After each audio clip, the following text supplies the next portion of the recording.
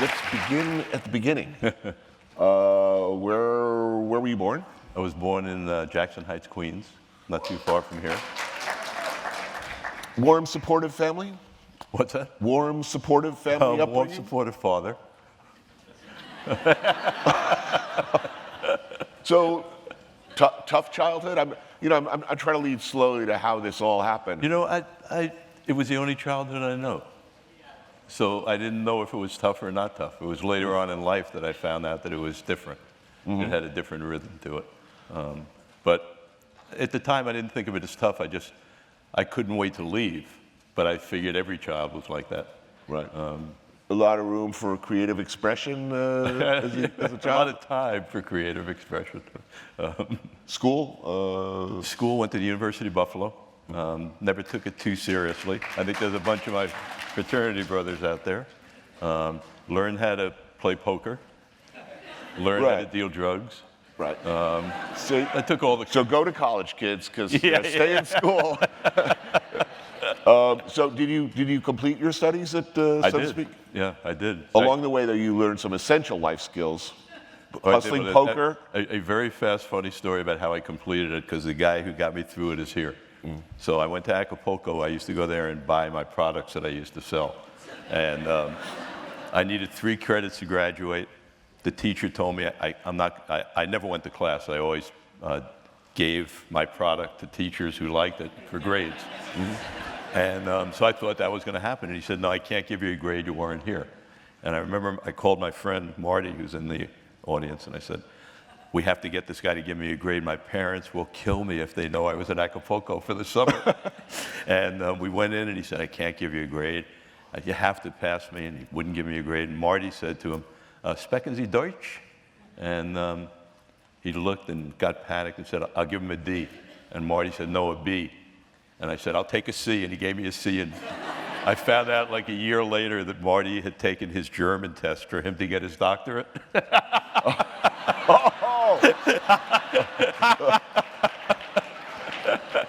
So it all began then? It all began then. All right. So you're selling weed, and you're poker? Poker. We ran a poker game, a 5% rake poker game in Buffalo. So were you a poker player yourself, or you were just taking 5%? I had to play in other games in order to do that game, so I became a pretty good poker player. Right. So you graduate with... I graduate. Immediately head to California? No, I go to New York to the New School for Social Research, which had just opened. Why would you do that? Life's working out fine. I didn't know what to do. Right. I got a scholarship. I had a relative who may be here tonight too, who owned a place called Divine Garments, which made clothes for funerals, for the corpses, and said he would give me a job. So I had a job, and I could get into a school. I went to night school at the New School, and I didn't like the job. There wasn't a person who ever came to buy a dress who wasn't crying. Because my mother, she just died, and I want to put her in a beautiful dress. And so my job was selling them dresses, and then emergency runs to funeral homes because they didn't fit. So the people would be waiting. So I decided, a recruiter came in for probation officers in California. And by that time, I had moved to psychedelics. And and Reagan was governor in California, and he was persecuting all the hippies. So I decided I was going to go to California, be a probation officer, charge in on my white horse, and everything would be perfect. The world would be solved, and I would be the guy who took care of it all. Right. Didn't quite work out like that. Right. So you end up at the Landmark Motel, is it? I end up at the Landmark Motel. Is that on Sunset, or was it on Sunset? Sunset? No, it's on Franklin between Highland and La Brea, right next to the Magic Castle. Oh, I love the Magic Castle. It's the next driveway from the Magic Castle. Still there? Still there. Not called the Landmark, but still there. Wow. So you've told this story California a million times, but it's really your entry into show business, and it's worth repeating again. You're back to your original revenue stream, as I understand it. Is it fair to say? I get thrown out of the jail, the Los Padrinos Juvenile Hall, the first day I'm gone. Right. I don't have much money. I see a vacancy sign. Driving to Hollywood, I always wanted to go to Hollywood. there was a song called I'm Going to California with Some Flowers in My Hair. And it really motivated me. So I drove to Hollywood and I said, I'm going to spend the night in Hollywood. And I checked into a motel and I heard a girl screaming, and I had taken some of my products, so I had a good buzz. And I had just come from a jail. So my mind wasn't thinking very positively. So I heard her scream. I thought she was maybe getting raped. Something was going on. I ran down to the pool, and I saw a guy on top of her, and I pulled him off, and turned out they were making love. They weren't. She was a willing victim, as we say. And she punched me. And wasn't a good start, my first day in California. When I went down to the pool in the morning, it was Janis Joplin. And she was sitting with Jimi Hendrix and the Chambers Brothers and all people that I knew. These were my perfect customers. I had just hit like the home run of life. They had a need and they had money. So did you ever, at this point, as a short-term resident of the Landmark Motel, had you at this point ever considered transitioning from the pharmaceutical business into entertainment services? No, not at all. But what happened was, you know, I was a Jewish kid from Long Island. We had moved from Jackson Heights to Long Island. So I lived a life that was police-free. The Chambers Brothers, Jimi Hendrix, these guys were raised in ghettos, and they had to account for whatever they had. So I remember Lester saying to me, because we started doing well, my partner Joey Greenberg and I came out together from Buffalo, and we started doing well. We bought a 1954 limousine or something. I have no idea why, but we had this limousine, and Hendrix or Lester said, what are you going to tell the police if they stop you? Where'd you get the money for the limousine? And I said, you know, I never thought of that. And they said, you Jewish? And I said, yeah. I said, you guys should be managers. I said, yeah, sure. And Jimmy said, don't you have those freaks from Phoenix in your basement, Lester? And it was Alice Cooper Band was living in the Chambers Brothers' basement. So Alice tells the story of Lester coming over with Hendrix saying, we found these two Jewish guys who I think will manage you, and you got to have a Jew. Oh, man. And my life in the entertainment business started. So, did you apparently you took to the field well? Well, it was fantastic because it was probably the worst group I had ever seen in my life, which meant I wouldn't have to work because it was a front. I was still dealing my drugs. Right. I didn't want to have to do any of this stuff. This was just the front. And then everybody started getting arrested in my life. And I said, you know, this is probably time for a change of career. And Joey and I sat down with the band and we said, listen, we are Jews. We're going to get rich. If you want to get rich together, let's shake hands and we'll make this thing work. We'll figure it out. And that's sort of what we did. We put our heads down. Alice tells the story in a much simpler form. He said, we met on a lie. I told him I was a singer. He told me he was a manager. But I mean, it went well. It went, yeah. I mean, it took years to get to a place where we could buy a meal. Right. But years is not decades, and in the entertainment world, years is good. And it was fun, and it was exciting, but and challenging. Your mission, as I understand it, is you saw a band and you figured we have to make every parent in America hate these people. The parents hate them. Yeah, it became obvious. You know, you listen to, if anyone has ever listened to the first couple of Alice Cooper records, it's not hard to imagine that we knew we wouldn't make our living off the music. It's fairly obvious, but we had to get rich. So how do you do that? And I had a lecture somewhere at the new school or read a magazine article or Joey, but somehow the conversation came up of, we talked about, well, what made all these guys, what made Elvis Presley so big, the Beatles so big, Rolling Stones, Frank Sinatra, what did they have in common? Let's see what they had in common. And what they had in common was that parents hated them. The Rolling Stones urinated on gas stations. Elvis Presley, Colonel Parker wouldn't let him show his hips on TV, which was gigantic. That was the real bell for us. Right. So we said, listen, we don't know how to make good music, but we know how to piss off parents. So let's just piss off parents, and I think the kids will follow, and we can hire people to make music. And that's sort of what we did. We found a young producer named Bob Ezrin, and we did everything. You know, 5 guys named Alice wearing dresses wasn't exactly what every parent wanted you to bring home.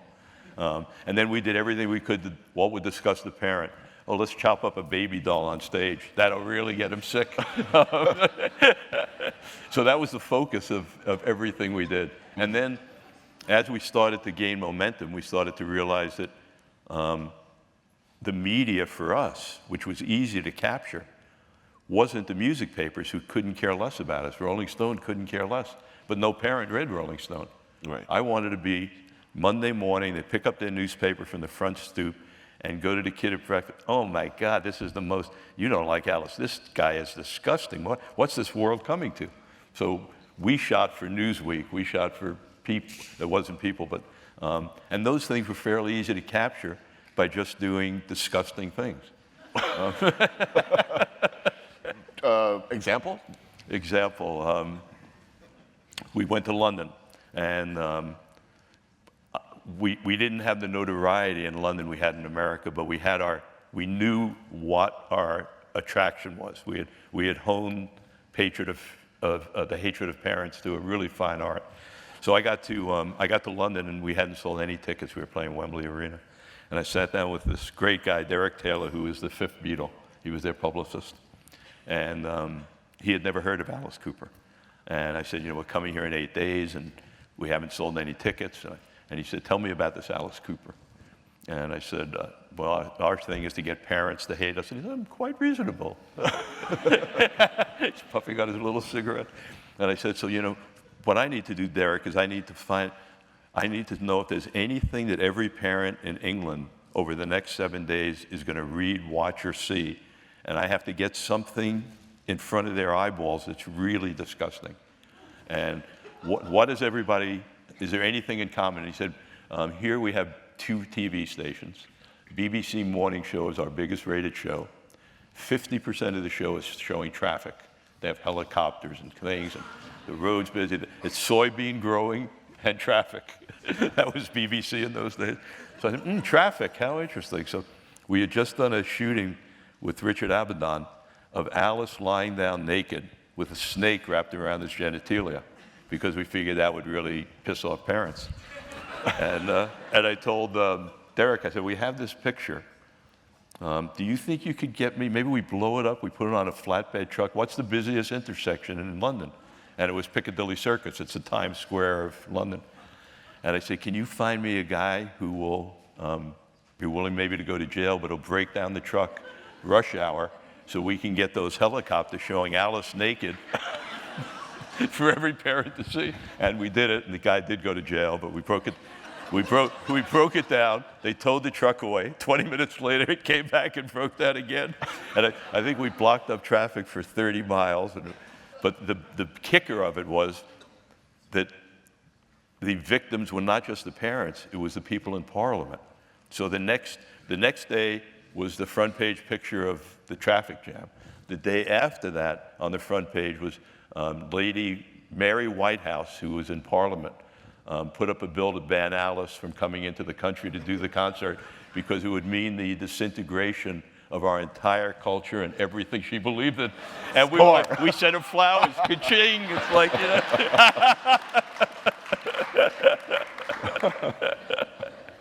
Oh, man. So that's how you break out new talent. That's how you break out new talent, right?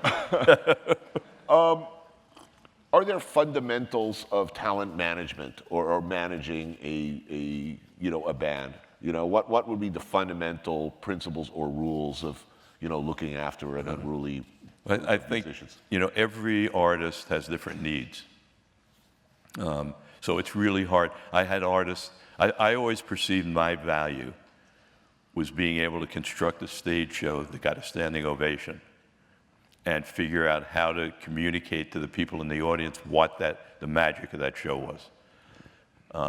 And to me, that was my biggest value. I wrote Alice's shows, I wrote a lot of shows. Luther Vandross wouldn't let me see the show until he had broken it in for 2 weeks because he never wanted to see me anything other than perfect. So there were 2 artists that I managed, Alice, who I would give a script to. He'd show up the first day and perform his show. and Luther, who wouldn't let me see it. So as a manager, I commissioned the same. I did the same, two completely different needs. I think one of the fundamentals, and sort of funny but true in its funniness, is Jerry Wexler, who started Atlantic Records, and one time I was a young man and he was sort of mentoring me, and I was feeling very cocky one day about how brilliant I was as a manager and how I was guiding and shaping and doing. And he said, listen, Shep, I've been doing this for 35 years. There's 3 things that a manager has to do to be a good manager. First thing, get the money. Second thing, never forget to get the money. The third thing, really important, always remember to never forget to get the money.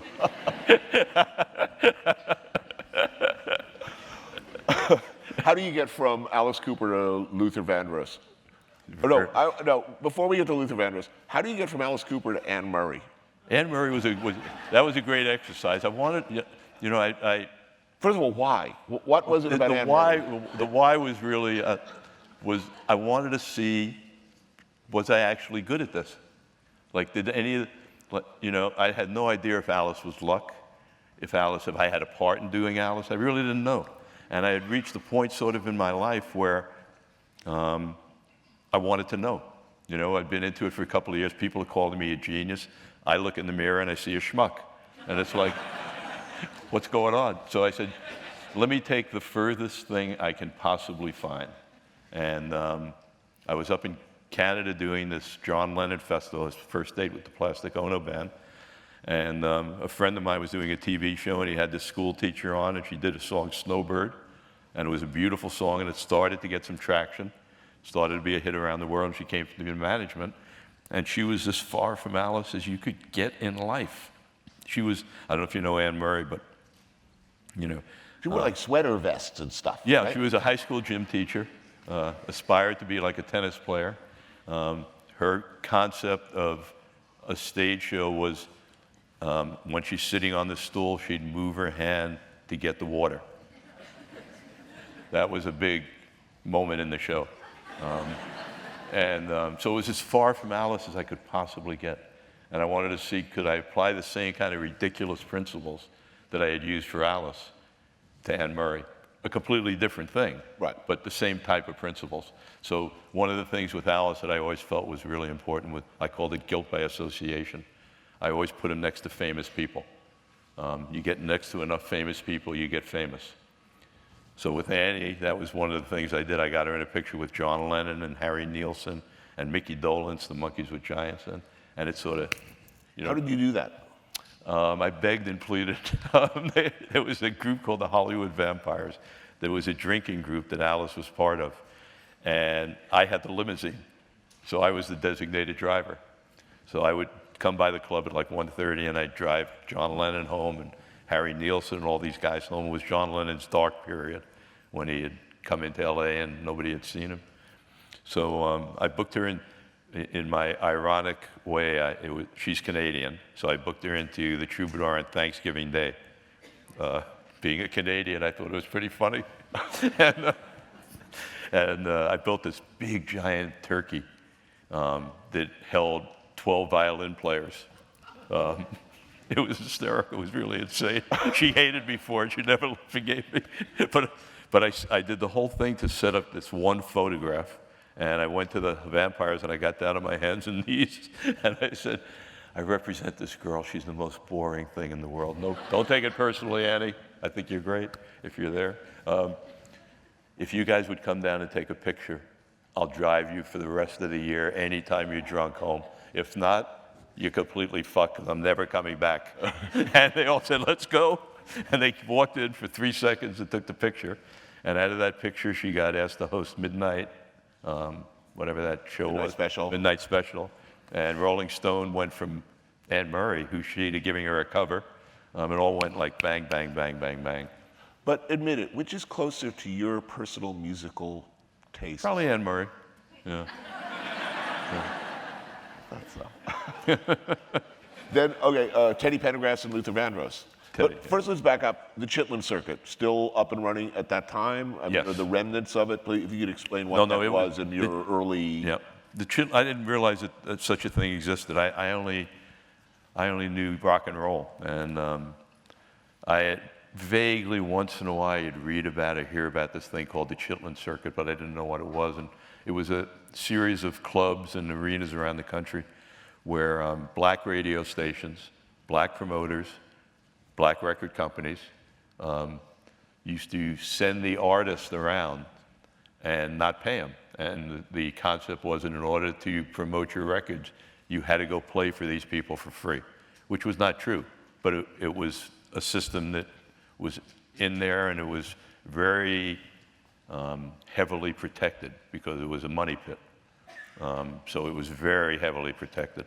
And when I started with Teddy, I didn't know it existed, and I ran into it on the first night when he didn't get paid. Like, not getting paid, that's insane. And then I found out about it, and I said, well, I got nothing to lose, let's just break this circuit. And at that point, he told me that his last manager had been shot to death. Which didn't warm up my heart at all. Wasn't a little late on that information, Teddy. So how did you break out Teddy? So what I did with Teddy is I said, I'm breaking the circuit. We broke the circuit we came to the Roxy. We had FBI. We had threats on our life. We came to Radio City Music Hall. We got picketed, and we persevered our way through. And so once we got through, now we had the availability of playing big arenas and real shows, and I had to try and find his audience. And how do you separate one R&B singer from another? Really tough. There was Al Green, Marvin Gaye. There were these great singers. So I tried to think about what is Teddy's real attraction that made him really unique, and it was the most sexual animal I had ever been around. Both his voice, his presence on stage, his reaction from women. So our first step was we started to write songs that played into that on stage, Close the Door. Come here, baby. It was just pure sex. And then we said, well, let's take this further. Let's really define what he is. Let's do concerts for women only. And everybody said to me, you can't do concerts for women only. I said, that's why we're going to do concerts for women only. And we did, I think, 8 cities. We gave out chocolate teddy bear lollipops. So when he was singing, they could, lick the lollipop. And it worked perfectly. After that, he always was known as the Black Elvis, which is exactly what I wanted, to make that definition. And when I went to Luther, who's one on the surface would think is sort of in the same genre, fighting for the same audience, Luther was really romance, not sex. His was about a candlelit dinner and I love you. Teddy was, get over here. So with Luther, to define Luther, I did a series of contests at the biggest radio stations to win Luther performing at your wedding live on the radio station. Cheapest shot we ever took. But it worked. But it was great. No, it was great. So, look, you have a reputation for, well, look, this is some pretty devious behavior. You've outwitted an Italian fraternal organization already at this point, broken the Chitlin Circuit, made Alice Cooper famous, screwed Rolling Stone into thinking that Anne Marie is cool. You along the way, you've beat every motel in the United States for their room rate, as I understand, because you had no money. Given your general deviousness, is it okay to screw people in the entertainment business? No. Not good to screw people anywhere, but I don't see it as screwing. I did what I had to do. We went back and paid the hotels. Nobody really got hurt in my pranks. There were no victims. So I don't know if it's screwing. But I mean, you have a reputation for being like the nicest guy in the universe, okay? And you have a reputation for when you do business with people, at the end of the day, everybody's happy with however things turn out. Nobody's saying, oh, I really got shafted here. That's not the operating principle for much of the entertainment businesses. I've seen it or known it. Not for any It's not business. the reputation. How come? It just didn't fit into my wheelhouse. Not what I was put on the planet for. I've always had a very strong recognition that you're going to die. It's over. So do some good stuff while you're here. Take chances. Don't be that person who's lying on a bed saying, I wish I hadn't screwed this guy over and that guy over, and I should have lived my life different. And I never had contracts with my artists, so I was able to have rational conversations. I'd come to a crossroad where I could really hurt somebody on behalf of an artist, because I rarely was I ever dealing for myself.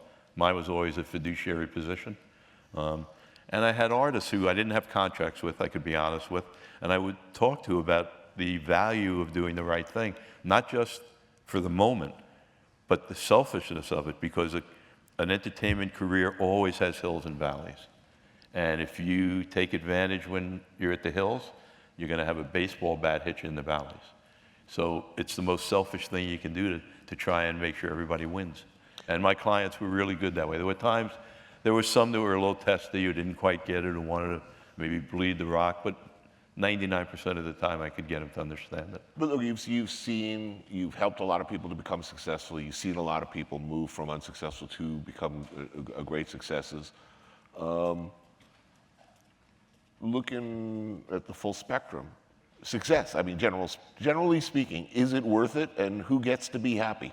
What type of person gets to be happy, and what type of person invariably doesn't? Is there any rule of thumb, or is it a freakish? I don't think there's any rule of thumb. I think that fame is one of the most dangerous things I've seen. I've seen very few people who reach a plateau of fame, and you can talk to it better than I can, who don't have to go through some readjustment at some point in their life. It's a hard thing to deal with.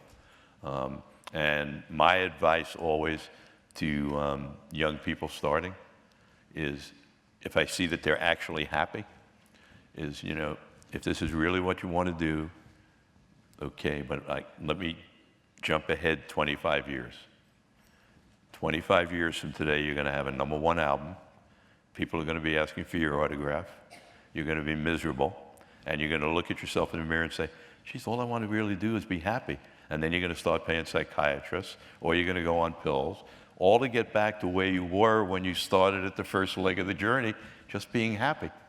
So I think it's a difficult journey, more difficult than most professions, because fame throws in a factor that's.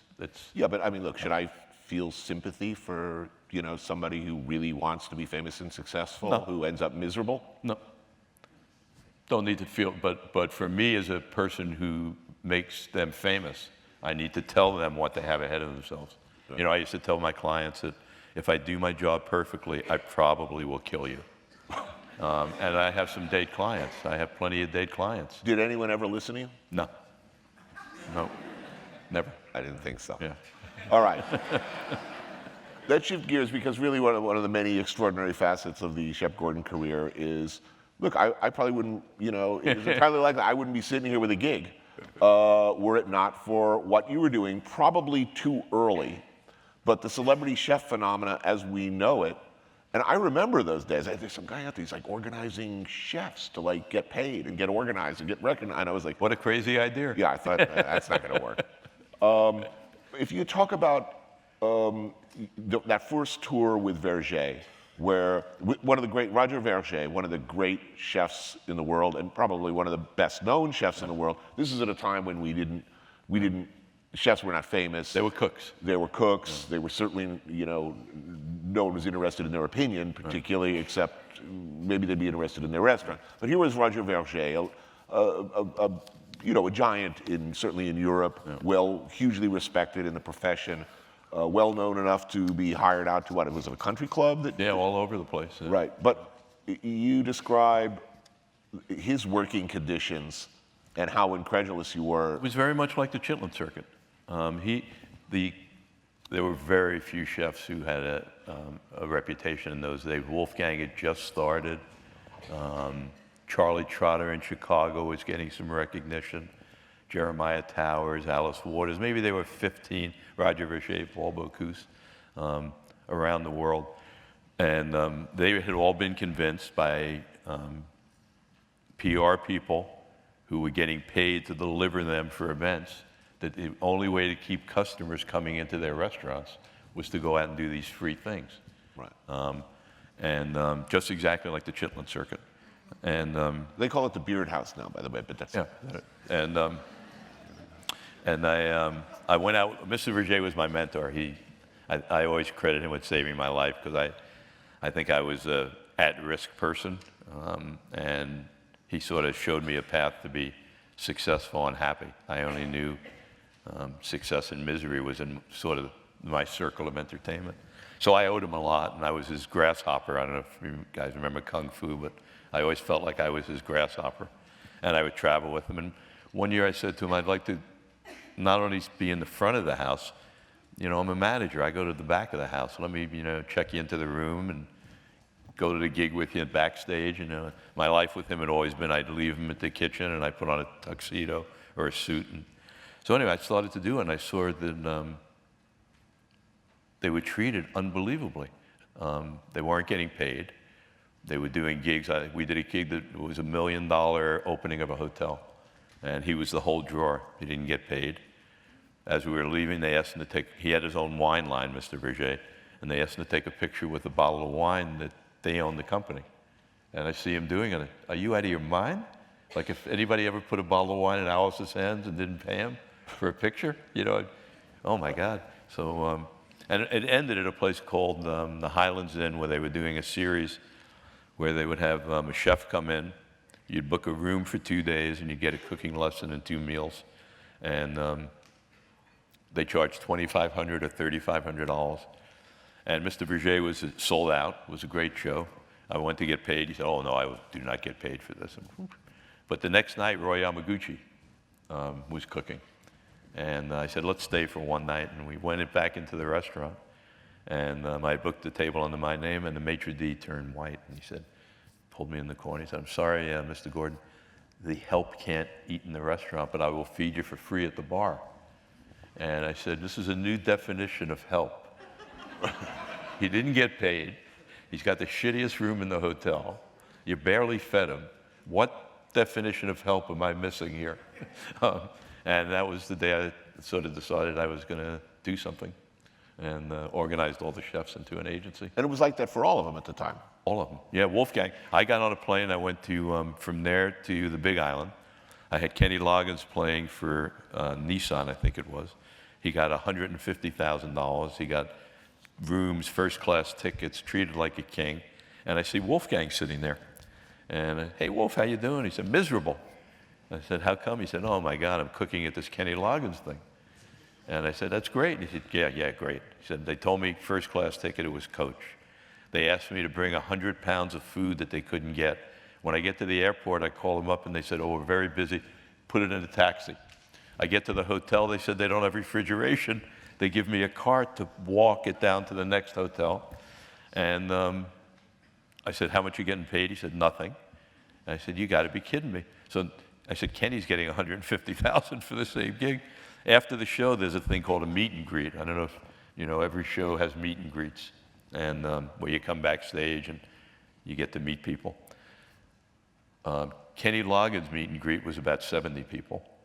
Wolfgang's meet and greet was 300 people. Kenny got 150. Wolf got nothing. And about a week later, when I got back to LA, Wolf called me and asked me to come to Spago for lunch. And even though it wasn't open for lunch, I went, and there were about 80 great chefs there, and with a big sign in the back that said, help. Well, thank you. No, the way this book came about is I was at a Roy Choi book signing. Anthony comes walking up to me, and he says, always meant to thank you. I said, why? He said, if it wasn't for you, I don't know if I would be me. And I said, what do you mean? And he said, well, you made Emerald really famous, and I made my beginning of my career on beating up Emerald. So if you hadn't made him famous. Is it possible, there's a joke in Seinfeld, Serenity Now. Is it possible, to be happy? I think so. At all? Yeah. How did it work for you? You seem like happy. I mean, I visited you in Hawaii. No. You seem pretty happy. I don't know if you fool yourself into thinking you're happy or you're really happy, but I don't think it matters. As long as you're sort of happy. How do you fool yourself into being? I have tricks. I have a jacuzzi, really That's all it takes? Really pulls me out if I'm having if I'm having one of those, schmuck kind of moments. Really helps me. Cooking, I go to my stove, I cook. I'm very blessed. I live on this beautiful beach. I take a walk on the beach. I listen to the wind and the. That's working for me.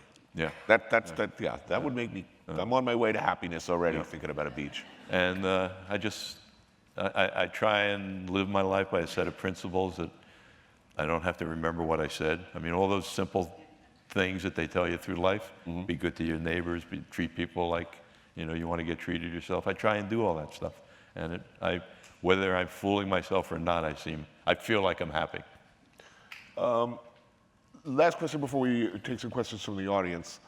I asked Iggy Pop this question, and I think it applies to it's a good question to ask you as well. I asked him, as I would put to you, look, you've had a lot of things in life that most people don't have. You've had a lot of money, fast cars, famous and beautiful women, famous friends, stayed in fantastic hotels, gone to incredible places, eaten incredible meals, had this just ridiculous assortment of adventures of every kind. All of the things that they tell you the winner gets. You've had all of those things.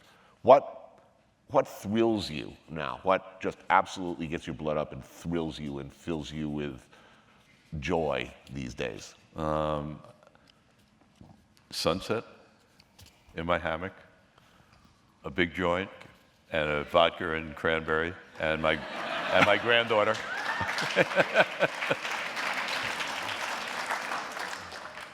You know what Iggy said? What's that? You know what Iggy Pop's answer was? And I couldn't believe it. He said love from strangers, from just people coming up to him in the street all these years later.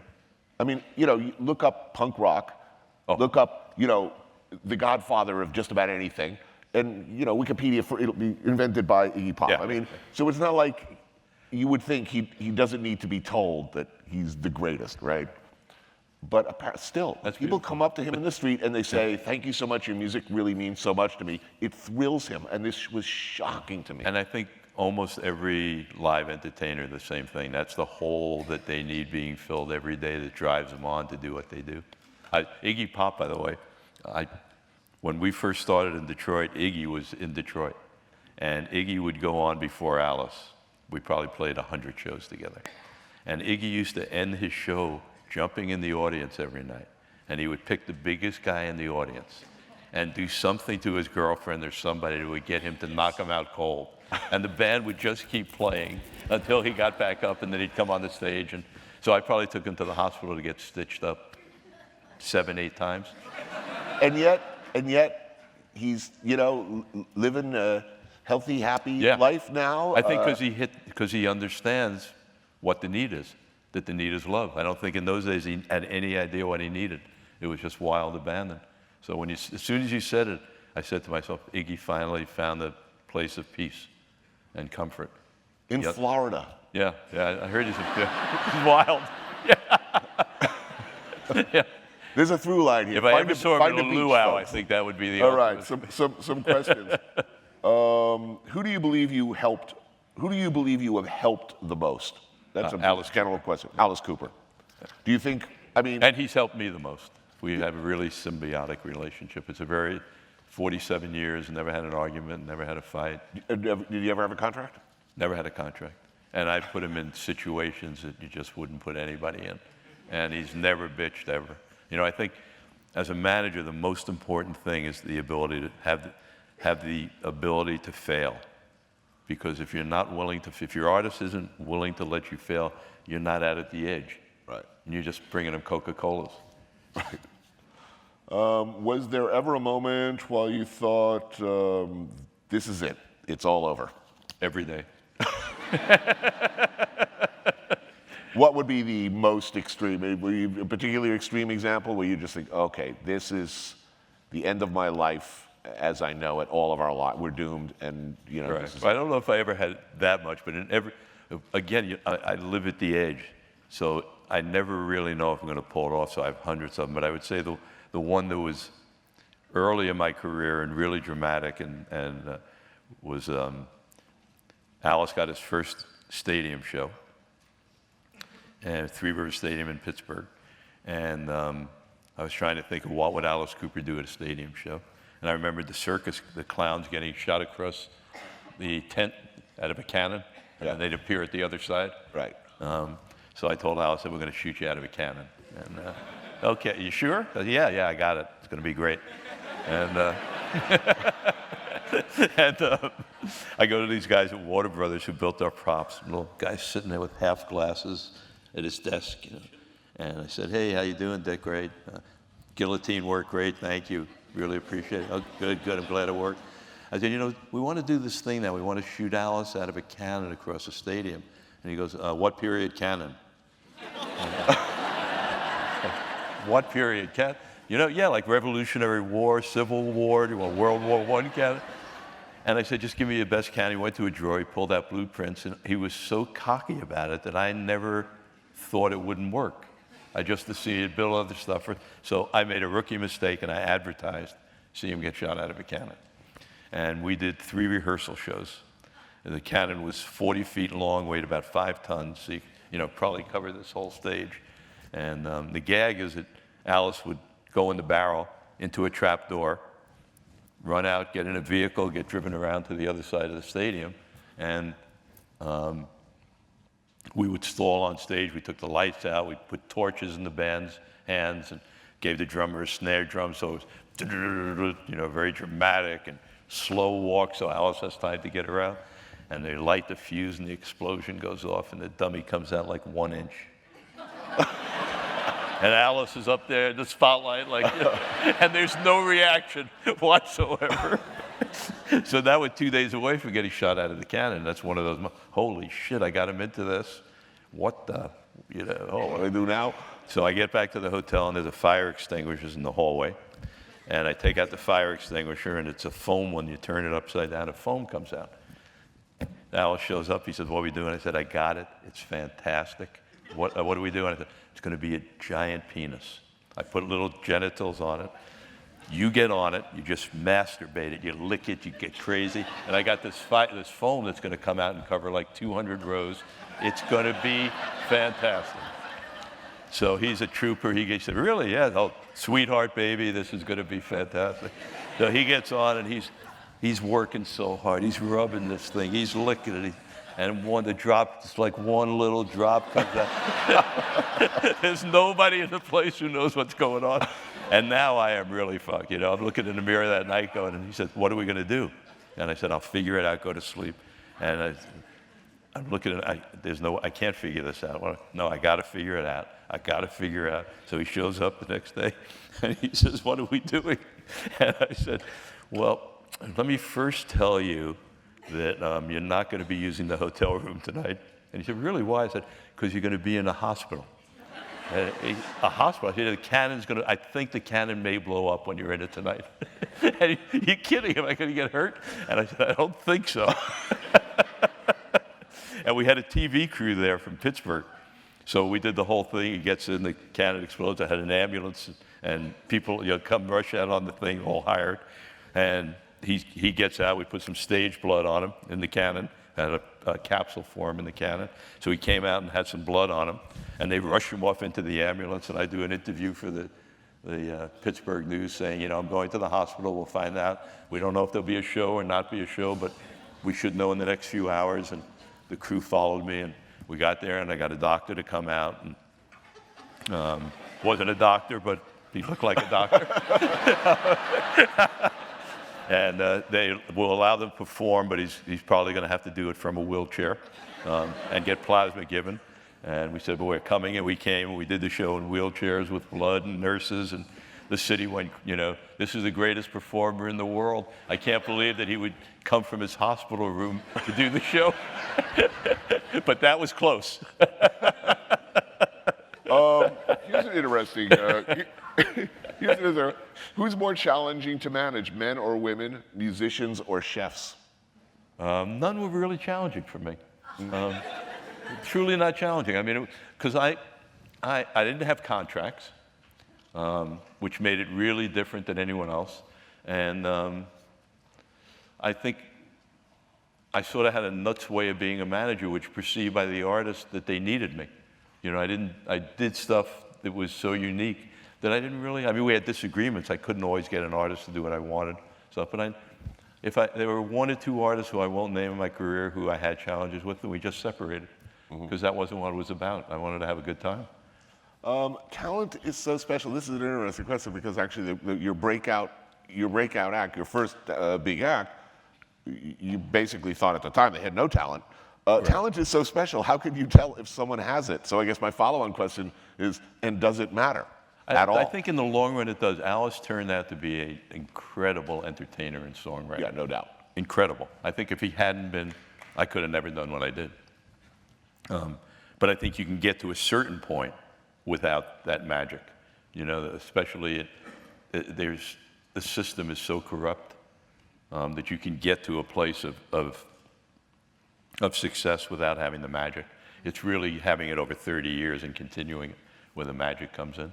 Generally speaking, who's more neurotic, chefs or musicians or actors? You know, for me, it's funny because I have such a passion for chefs that I don't see too many of their faults where I see it in musicians. Right. Much more so, because I'm a real groupie for chefs. Why? I have no idea. No idea. I think maybe because of Verger's influence on me. Maybe because I don't really listen to music, but I love food. So I love the art, what they do. I mean, my way of thinking, I think I asked myself what attracted me to cooking. You know, not necessarily being a chef, but cooking. What was it? It was in a world where everything is sort of ephemeral, where you never really know how you're doing on a day-to-day basis. But I think particularly like, you know, you write a book, okay, your mom says she likes it, but you know, is it really good? You don't know. You know, people tell you, but you're not sure. You know exactly how you're doing when you're cooking. You know, because the guy next to you will tell you, you're fucking up, dude. And you just have to watch the plates coming back into the kitchen. Right, so you know it's quantifiable, and I think that maybe grounds just a little. I think also one of the things that I love is it's got the spirit of Buddhism in that it's temporary. You know, you cook a meal and it's over. It's done. You make a record, it's never over. It just lives, it keeps going. It's just there's something about the, you know, the Mandelas, the way they make them and then they throw them in. And the meal is sort of that same kind of thing. My great friends at the Joe Beef in Montreal, they're great bon vivant intellectuals, storytellers, and chefs. They say, look, food, it's just feces in waiting. That's a really romantic outlook. I may have to change my whole outlook. Right. Let's see. Okay, after all these years, boy, these are some heavy questions. After all these years of success in life, what's the one thing you know? That I don't know anything. That's the only thing I'm completely sure of. I actually have that tattooed on my arm. Do you? Yeah. Yeah. I know nothing. Yeah, for certain. I know nothing. Yeah. And that's why we're here. All your collected wisdom is in. Okay, there was one here that I thought was really good. Oh, yes. Someone asked about how did Alice Cooper get his name? You know, it's there's 5 different stories from the 5 different guys in the band. They came to me as Alice Cooper. They had changed their name about 2 weeks before I met them. They were called the Naz, and there was a group with Todd Rundgren in it that had the same name, so they had to change it. Alice says that it came off a Ouija board, and that what his thought was he wanted the most American name he could think of for these 5 freaks from Phoenix. And when Alice Cooper popped up on the Ouija board, he said, that's the name of everybody's next door neighbor. Alice Cooper, perfect American name, and then we show up. And it was a good thought. But how'd he end up with the name? He ended up with the name very early in the career. I mean, early, probably the 3 weeks after I stopped pharmaceutical career and decided we had to get serious. Someone told us we had to find a PR person. I didn't even know what PR meant, but it was a public relations, a publicity person. And we went to a lady named Pat Kingsley, who was a big star at the time. Someone got us a meeting. And I walked in with these 5 freaks. and they were named Alice Cooper. There was no one individual named Alice. And we started talking, and I could see the fear in her face. Just that they were in the office was like, oh my God.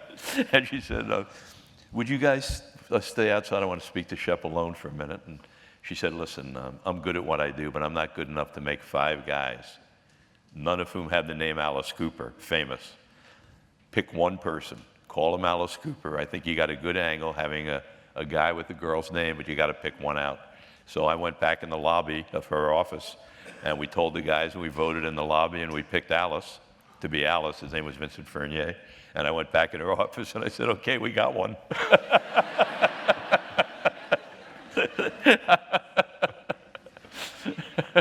But that's all I got. Thank you so much. And please buy this book. It is most excellent, filled with the wisdom of the ages, and so much more. And I just want to tell you, I'm very grateful and happy to know you, and honored that you're on my imprint. And Same here. Really, really happy with this book. And Anthony is my publisher. yes. And I'm proud of Thank it. you, guys.